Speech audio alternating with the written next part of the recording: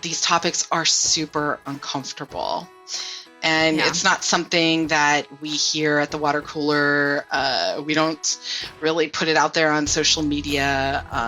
These things are, deeply, deeply private, and there's so much shame around it. So it's hard for people not only to talk about it, but for anyone who may be listening, I think it's really hard for them to actually keep listening because these stories are gut-wrenching. Yeah.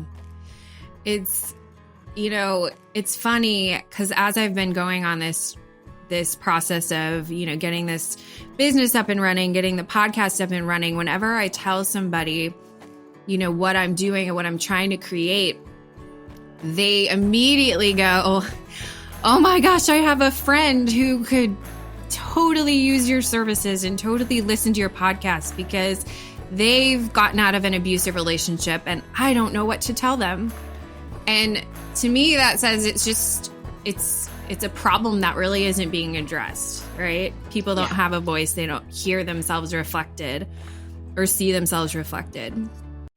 I have a very healthy relationship now. My husband and I have been together for 10 years, married for 9, and he is everything I never knew I needed, honestly. Sweet. He's the complete opposite of anyone I've ever dated, which clearly is what I needed.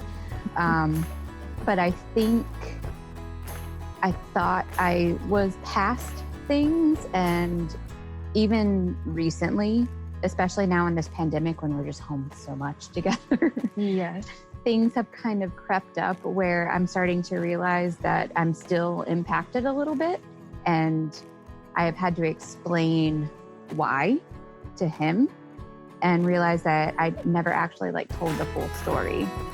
Just listening to your stories, it inspired me.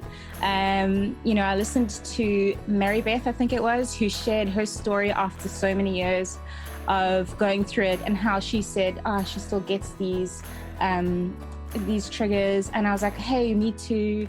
And then I heard Jen's story, and at the end she said she's made a vow to always share her story.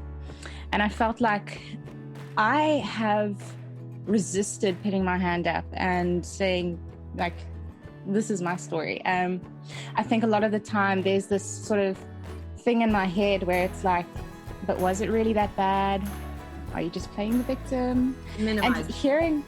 And then hearing everyone else's stories, it validated mine. And I was like, no, I need to share my story.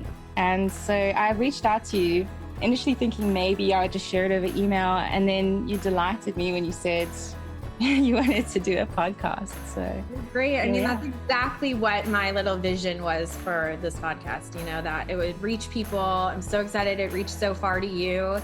And I think sharing your story is so important. I get a lot of people every day who contact me who just want to say that they've listened and it really helps them, but they're not ready to share. And so the more people that can come forward and talk about what they've been through, it just makes a big difference.